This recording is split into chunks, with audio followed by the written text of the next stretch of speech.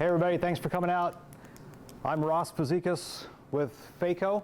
I'm the owner of the company. I have been since 2005. But what I'd like to do is just tell you about what we offer, what our company offers, what we do, how we can help you guys on your jobs, help you do your jobs more efficiently, and help you save money. So I'll go through this slideshow presentation. I'll show you different samples. And then we'll get into more details as we're going along, or at the end we can come back and get into more details about some of the products and services that we offer. But I'll just cover everything from A to Z. If you guys have any questions or comments, speak up. We can just keep it nice and informal. FACO, we've been around since 1965. And we have our headquarters here in Indianapolis. There's our phone number. My contact information's up there. And we have a couple branch offices, one in Evansville and St. Louis. Okay, so today I'll just tell you about the company a little bit. We'll go through our product line from A to Z, like I said, and then we'll just summarize things. What's FACO do? We're a manufacturer's representative firm, and we cover HVAC stuff, plumbing, industrial, and water treatment, wastewater treatment. And we've covered the state of Indiana since our inception in 1965, but we've branched out to Kentucky, which we cover out of our Evansville office, and then also Southern Illinois and Eastern Missouri out of our St. Louis office. That's not to say that we don't cover the whole United States, so if you guys are like doing a job in Texas, you can still buy from us and we can ship it to you since you're an Indianapolis customer. Just with the product lines that we represent, we have geographical territories that we're bound to legally. But if it's an Indianapolis guy or somebody in our territory doing a job in Wyoming or wherever you might be, because I know you guys go nationwide, we can still provide you products in those areas. And we work with contractors, engineers, facility owners, manufacturers, OEMs, everybody. History of FACO, like I said, it started in 1965, so it's our 50th year doing this. And I mentioned earlier, we purchased it in 2005, myself and Steve Huffine, and we own it 50-50 now. And like I said, we got our headquarters here in Indy, and an office in St. Louis, one in Evansville. And still a small company, we got 11 employees. We have 9 here in Indy, and a small sales office with 1 person in St. Louis and 1 in Evansville. Here in Indy is where we do all the shipments and all the inventory. We have a warehouse up by 96th and I-69, and we stock about $700,000 worth of product. So a lot of stuff we can still ship same day, or you guys can come by and pick it up. And that's where we put together a lot of our coil kits, hose kits. That's where all the billing comes from. All purchase orders go to that area, or that location. All right, now, like I said, we're a manufacturer's representative company, so that means we represent these different manufacturers all across the country, and it's our job to promote and sell their products in these given territories. So I'll cover them from A to Z, from the company name A to Z, not necessarily in the order of most popular items or most popular lines. This first one's Advanced Thermal Systems, ATS is what they go by, but it's expansion joints. Usually you see them on hot water or steam lines. You may not get into that too much. Doesn't come around a whole lot, but if there's like a big steam line, they have products that will compensate for the steam piping that will expand when it heats up. And you'll see these at Purdue and downtown on the steam lines downtown. They have the slip type expansion joints, which is like a piston inside of a pipe. It'll contract in and out that way. And this type right here is a ball joint type of expansion joint, and it's like a ball and socket system where the piping can swivel on a ball, and you need 2 of them together to swing in tandem. But those work quite well. But again, we usually see them on steam lines. So that's ATS. They're out of Buffalo. We've covered them for a few years now. The Brymar identification products, they're out of New Jersey. We've repped them for about 10 years now. And you guys have been a good long customer of Brymar. They make the pipe markers, all the identification stuff. So if you're putting in piping, you got to put the little stickers on that say chill water supply, hot water supply, vent, duct return. So we got the stickers. They've got the arrow tape that you tape around. And even on the equipment, if you're hanging a heater box or a unit ventilator or whatever, all the little equipment tags that say whatever it is, and you stick it on or you bolt it on. They come in all different sizes. This is like the smallest one they make, but they make them, bigger size. Pipe markers on the bigger pipe, they'll be 4-inch by 18 inches long. And then they've got these, the pre-tension type, which kind of wrap around a pipe. They just cling on there. They have different sizes and diameters and different colors. Good thing about these is you put it on and you can read it in any direction. It's got the printing on upside and face up and upside down, so you can see it no matter which way you've got it on there. And the valve tags, a lot of times each little shut-off valve or equipment valve, they'll say, put a little brass tag on there to identify it, and it'll say like hot water 1, hot water 2, hot water 3, and you hang them up there by little chains. We stock this at FACO.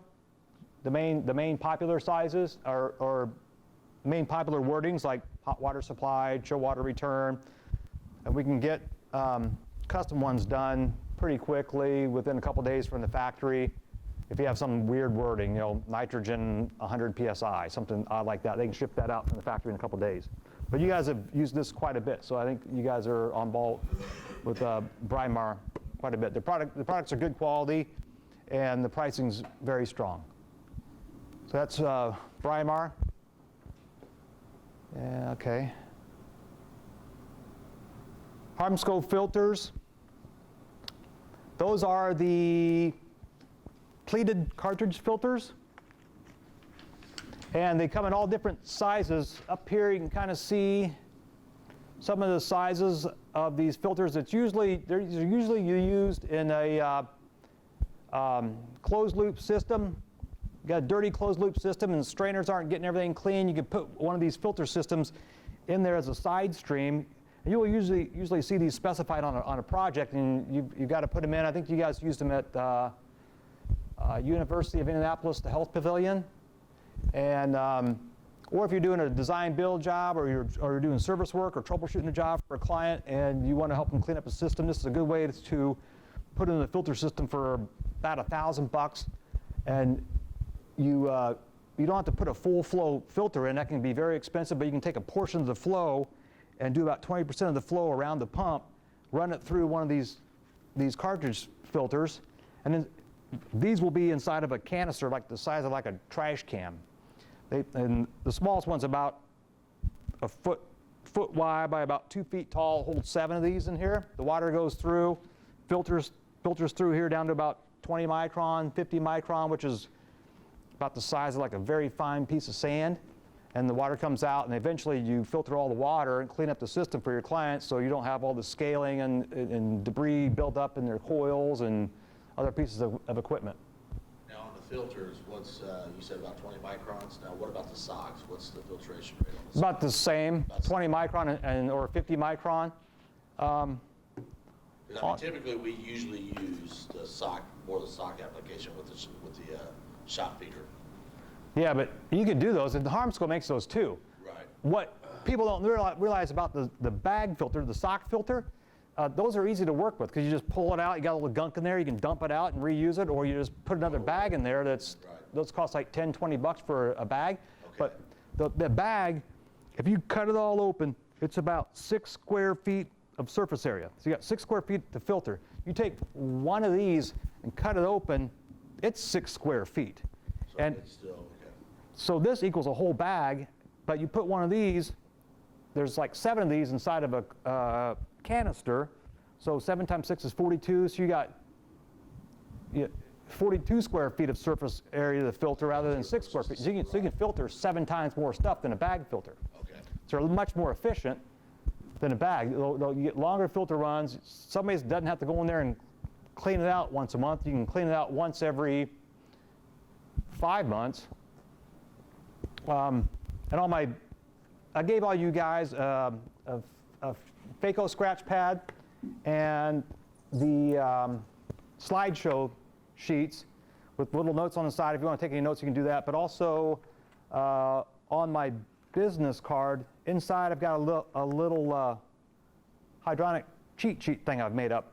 And on the left side, about in the middle, you probably need about a magnifying glass to see these because the print's really small. Actually down the bottom left is micron size and mesh and what it's comparable to. So if somebody's talking 20 micron filters or 50 micron filters, this will tell you what it's really like, because it gets confusing when you're talking mesh, micron, particle size. It's hard to understand, but there's a comparison so you can see how fine you're filtering things out. And on the Harmsco cartridge filters, they're built very sturdy. They're solid.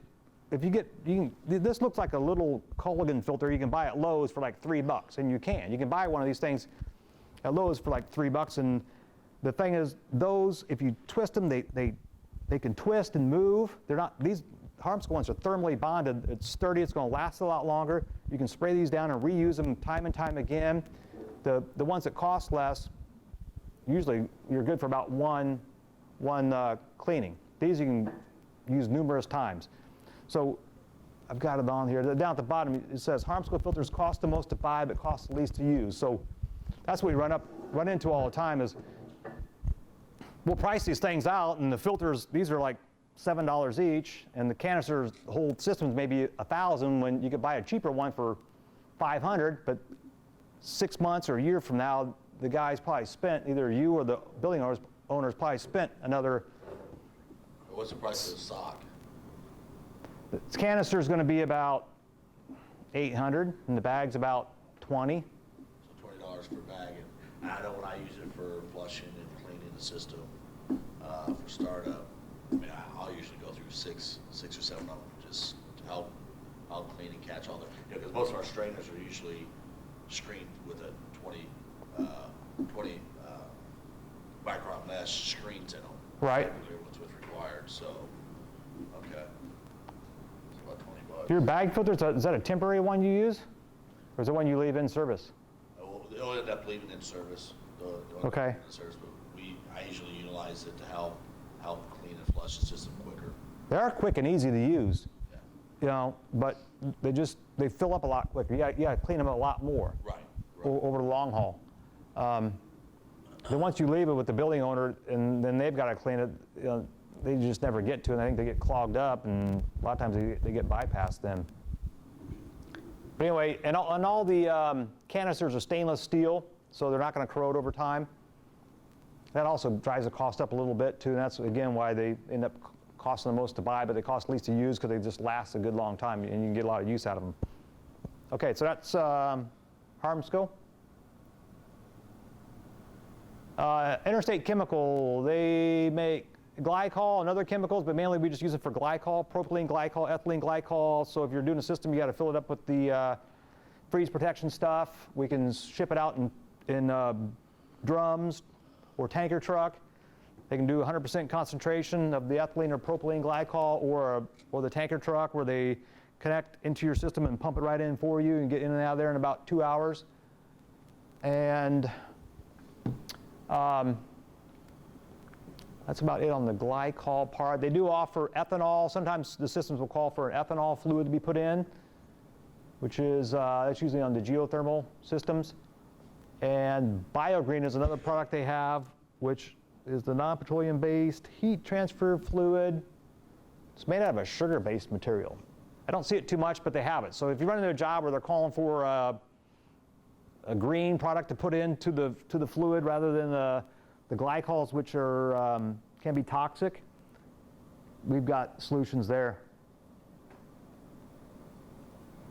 Who's the vendor you use for them? It's called the Interstate Chemical Company. Local here? They're out of Pennsylvania, but they've got blending plants in Chicago and Ohio, and they have their own fleet of trucks. So they do a really good job on getting there and getting the shipments in.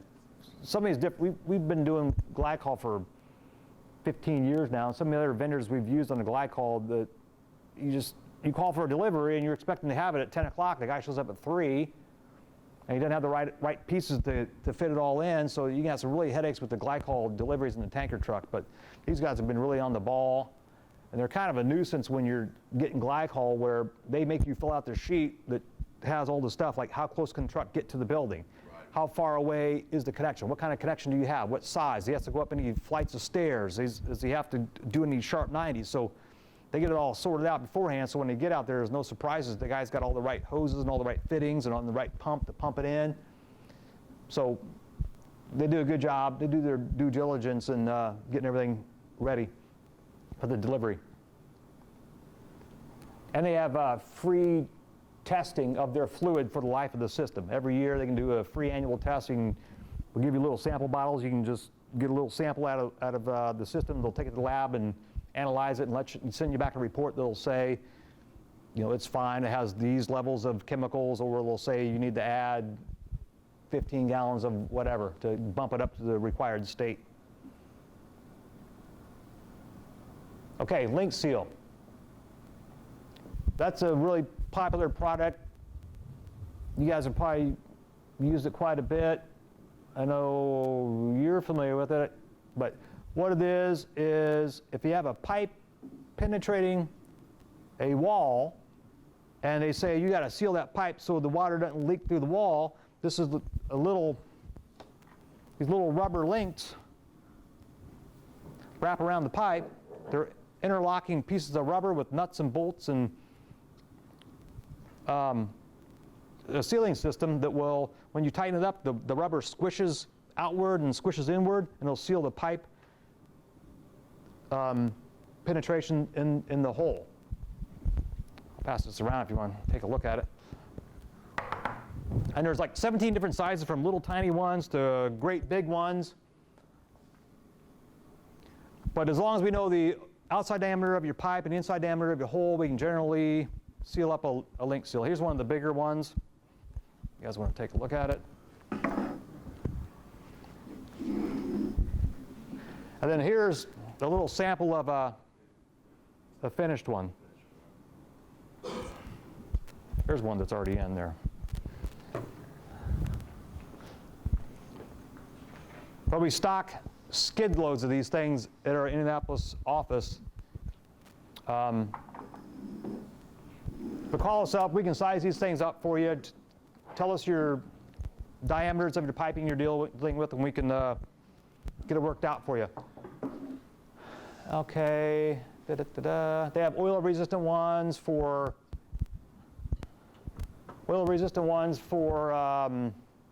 corrosive or petroleum-based applications. They have high-temperature ones for steam lines. They've got stainless steel nuts and bolts for corrosive environments.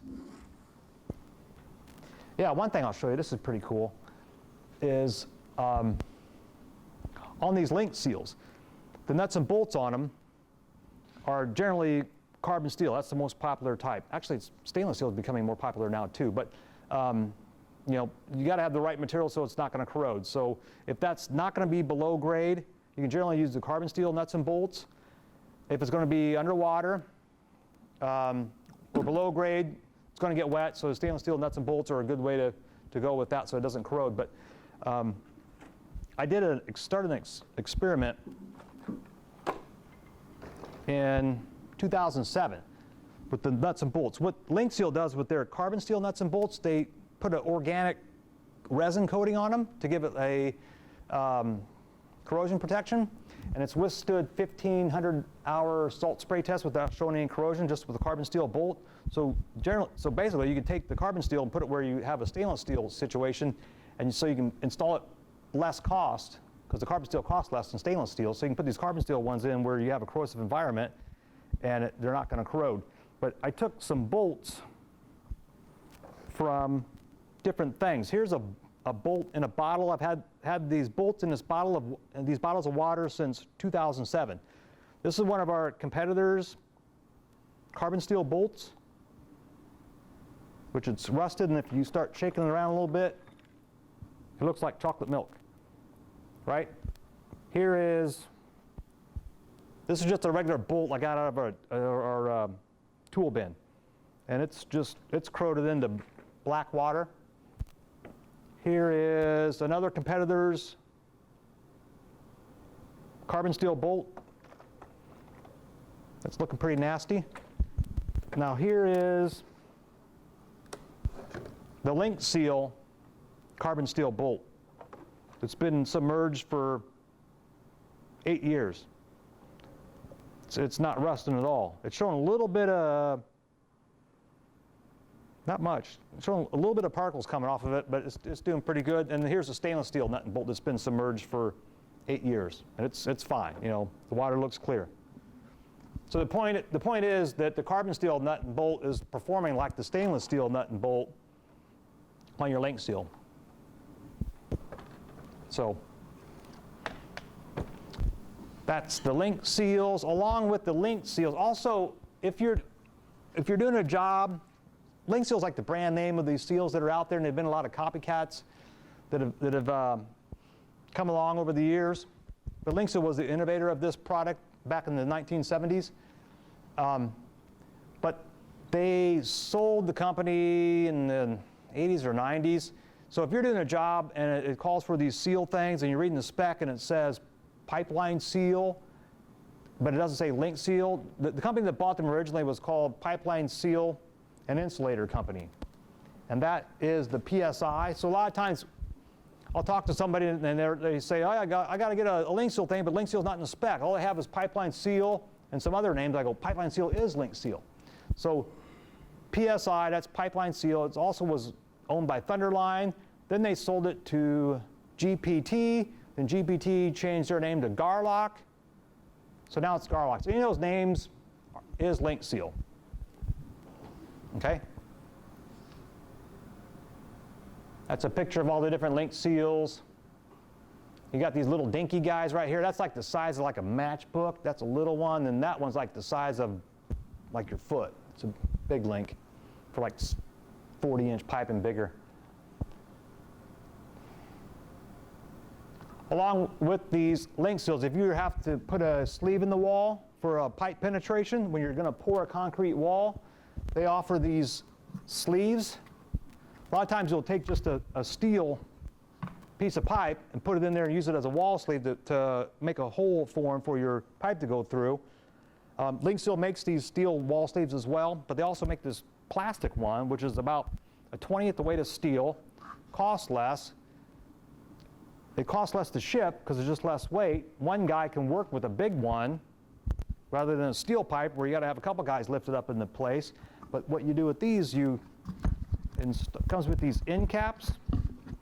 You install these end caps on the wall, and then you put the sleeve in place between your forms. You pour the concrete, then you take off the forms, then you have your end caps that come off.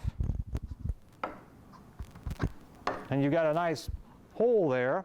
And this ring here is to help embed it into place and also to keep water that may start to migrate around the sleeve. The water's got to go up and down this 2-inch water stop in order to get to the other side. So it helps stop the water from coming through. So your pipe will go through here, and then your link seal will seal right in here. How long can you have them made up to? We just did I've done like 54-inch ones before. Okay. Big ones. We did a whole bunch of those out at that Crystal DeHaan house. She was a lady that owned the resort condominiums company. She built a big giant mansion over there on Michigan Street several years ago. And they had this big, what do they call it, veranda, like a big patio in the back, and they had all these sleeves going through it. It's a big, thick concrete pour, and they had like 54-inch, that's where I did the big long ones, 54-inch long ones going through the concrete flooring there. Like dozens of them. It was one of the biggest link seal jobs, or sleeve jobs we've ever done. These are called Century Line sleeves. They're made by the Link Seal Company, Century Line. And it's like the CS. The CS sleeve is the Century Line sleeve. That stands for Century Sleeve up there. Lightweight. The WS sleeve, that's their wall sleeve, a steel sleeve that they make. And then this cell cast disc is another item that Link Seal makes for bigger openings, like 20 inch and bigger. This little sample, it's not 20 inches, it's a smaller one, but if you got to make a big hole in a wall or opening in a wall for a bigger pipe to go through, these things fit together like Legos, like interlocking little pieces, and you put them together to get your required length, and you get your right diameter mounted in the wall like that guy's doing there in that picture, and then you pour the wall, concrete hardens, and then you just tear these out. You can't reuse them. You tear them out, you have a nice smooth opening. That's the alternate to, what else would you do? Like drill a big giant 40-inch core drilled hole, which that could be a pain. That or just put a steel pipe or conduit through there. Yeah, Use that you could do that. Price these up, and these come out to be cheaper more than likely.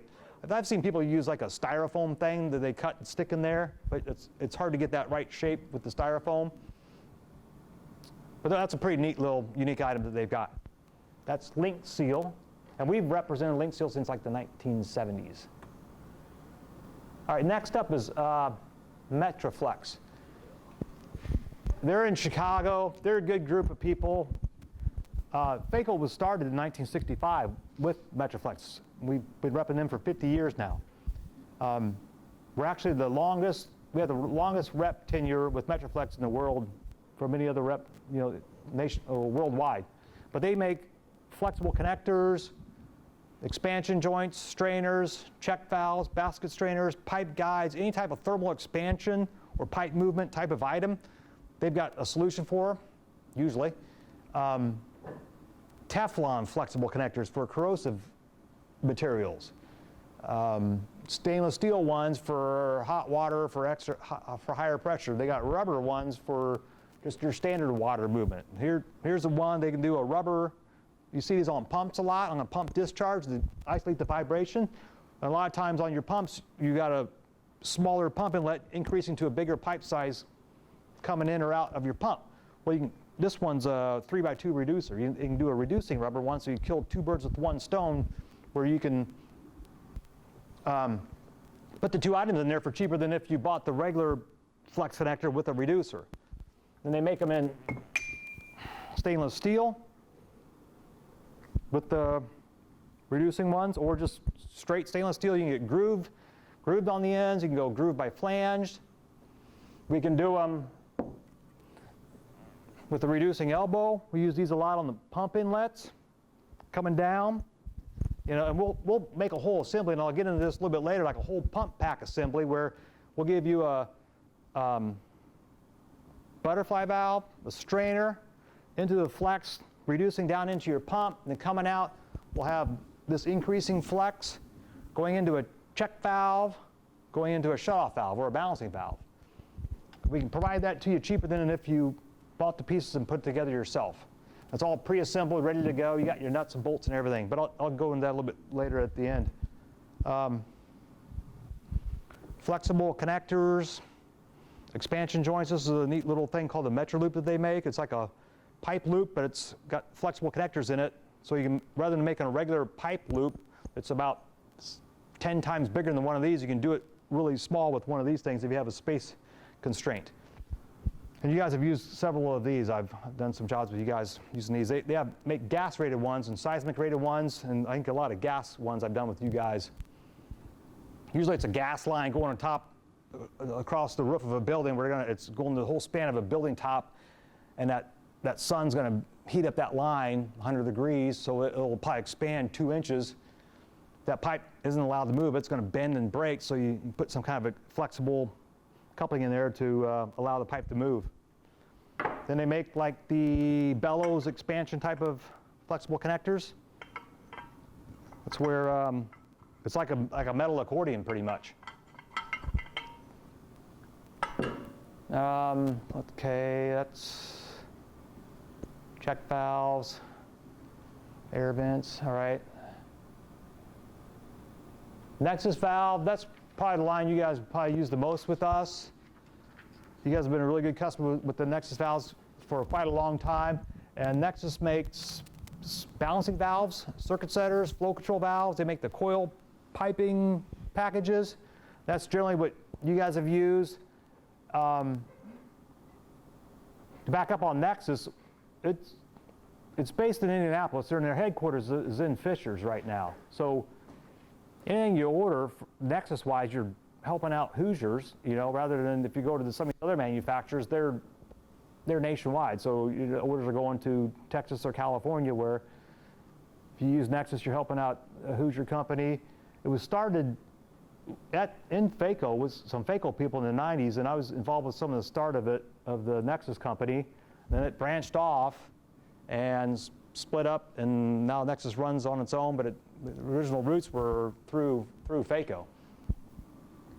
But mainly the coil piping packages, and that's where you're coming up to a heating unit, cabinet unit heater. It could be a fin tube, and you're required to put in all these valves. You look at the coil piping detail, where you got to have a shutoff valve, a strainer, a drain, PT plug, air vent, circuit setter.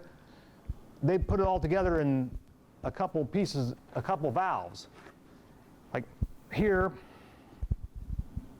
for instance, there's a shutoff valve, a flow control valve, a union. This one's got ProPress ends. You can get them with ProPress ends. You can get them with threaded ends, sweat ends.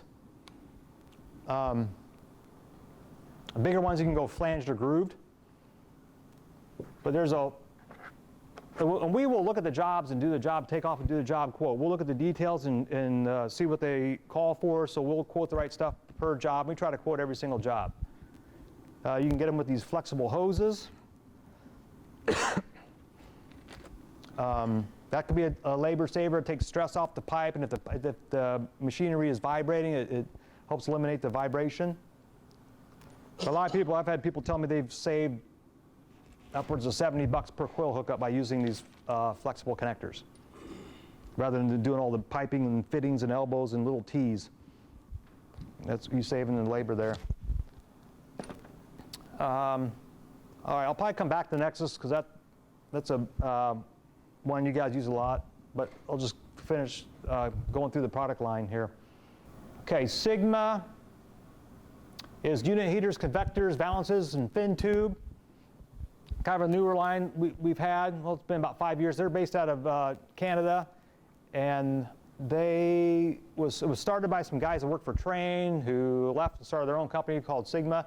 But it's good quality products, and pricing's very good. And it's our job to get the Sigma name out there. So we're working with the engineers to try to get it specified on a job. So I know that we can't really quote it or provide it unless it's specified on a job. So we're getting there. We've done, it's coming along, but that's another line that we've got. So if you see that name in the spec, we'd be the guys to help you on that one. Cisco is basically PT plugs and pressure gauges. And the PT plugs,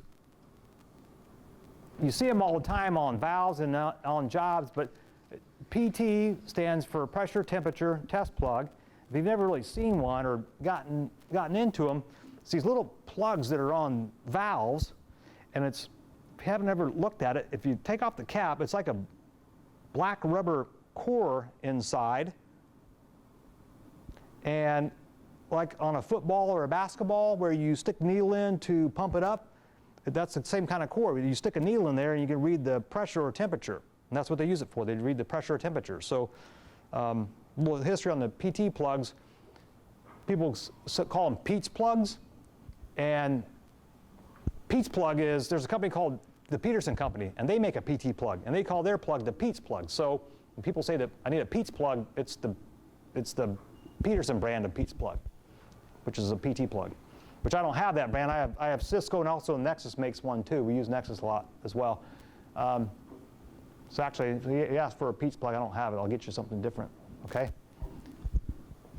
And meter kits, you can get these little, it's hard to see that picture, but it's a little meter kit showing a couple gauges and thermometers. You can provide that to the owner. A lot of times the spec will say you got to provide some kind of meter kit.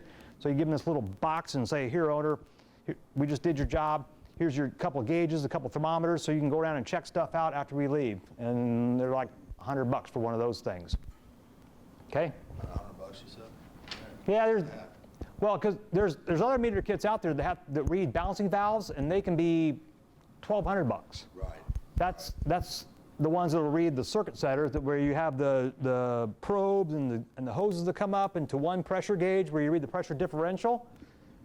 And that's a sophisticated device. Those are the ones that cost $500 to $1,200 or so.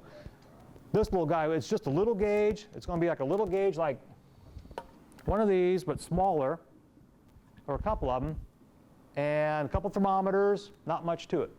You can get the job done. Right. Reading pressures and stuff. About 100, it depends, because you can get it with one gauge or two, one thermometer or two, 2.5-inch face or 3.5-inch face. So I always used the little chef's thermometer. yeah, that's what they are. That's exactly what they are. It's the same kind. I never thought about using a pressure one, using just regular pressure gauge. You use the pressure gauge. There's a little needle adapter you thread on the end here, and it has a little probe sticking out, and that sticks in. But like the food one, it's like the same kind of one you stick in a turkey. Okay. Same concept, but it's a thinner probe. Or you can just buy one little gauge for about $12, and one of these little thermometer probes is about $12. So you can get just the pieces for about $20 or so. You gotta get an adapter, that's about $9. So, you know, less than $50, you can get readable stuff. Right. When I go to a job site to try to troubleshoot valves, I'll just take a pressure gauge. Yeah, it'd be nice to know, at least you know you're getting pressure up to the valve, so you know there's not a line blockage or... Yeah, and I'll read a pressure here, that's 30 PSI. Okay, I read a pressure here, it's 22. Here, read a pressure here, it's 18. That's why they put PT plugs all over by the coils to be able to troubleshoot, to figure out, you know, somebody calls up and says, hey, my room's cold, like it's a school, and a teacher calls up, says the room's cold, I can't get it heated, kids are freezing. Well, you try to figure out what's going on, and you can check the pressures across the coil to see if the coil's clogged, see if the temperature control valve's clogged, check to see if the strainer's clogged, see if the balancing valve is reading the right flow. So it's the PT plugs are there as like a doctor's tool to be able to have your stethoscope kind of to go around there and try to figure out what's causing the problem. So you kind of just troubleshoot and rule things out as to what's going on with the system. Valvematic, that's more municipal and wastewater stuff, which I don't think you guys get into a whole lot. I haven't seen that a whole lot with you guys, but we still get crossover where these valves are used on the HVAC side a little bit. It's mainly bigger plug valves, butterfly valves, swing flex valves that allow sludgy, slurry water to go through without getting clogged up. It's a good company, but it's mainly, you know, water treatment plants. We're putting them in municipalities where they go. Vibration mountings and controls, that's a newer line we got, which is starting to really take off. It's the spring isolated stuff that if you got a mount a pump, or you're hanging piping and are calling for all these spring hangers in the mechanical room or wherever to help deaden the sound. That's what that is. And vibration mountings and controls has been around for, I don't know how many years. I know a long time. Same thing with Amber Booth, but they've merged together. They're in most of the specs. We've already been working with you guys on a few jobs, but that's a newer line we just picked up last year. Here's one of the spring hangers. And then You guys do your own engineering and you sub that out for the spring hangers. We'll do it. We'll do it. If there's a job coming up, we got Jason Cates at our office. He's the guy dedicated 100% to doing these. That's his deal. So any vibration stuff he handles, and he's getting to be quite the expert in it. Okay. But he'll look at the prints. If there's a job bidding, he'll look at the prints and see what the spec calls for. Right, how much deflection How much deflection, what the load rating is, what the wind rating is it a seismic zone, what kind of class is it, what's the building like, what's the occupancy rate like. You know, usually if it's a hospital or a school, it's one of those higher demand ones, as opposed to like a warehouse where the importance of it is not quite as important, as critical as like a school or hospital. We see a bit of seismic stuff here, mainly south of Indianapolis, down towards Evansville. You get near that fault line over there by St. Louis. We see a lot of it down in that area for sure. But what we see here is for rooftop stuff, a lot of wind rating stuff that has to be tied down. Because a lot of stuff's designed for 100 mile an hour winds, because you get a big wind going, like a tornado or something coming through here, and you got to big air handler on a roof, or some big rooftop unit, that thing can shoot off and land in the parking lot, and that could be a serious situation. So those things got to be tied down pretty good. They've got, we've got the different floor mount units. There's all kinds of different variations of those, you know, for seismic or just for the weight load, depending on where the unit's going to be located.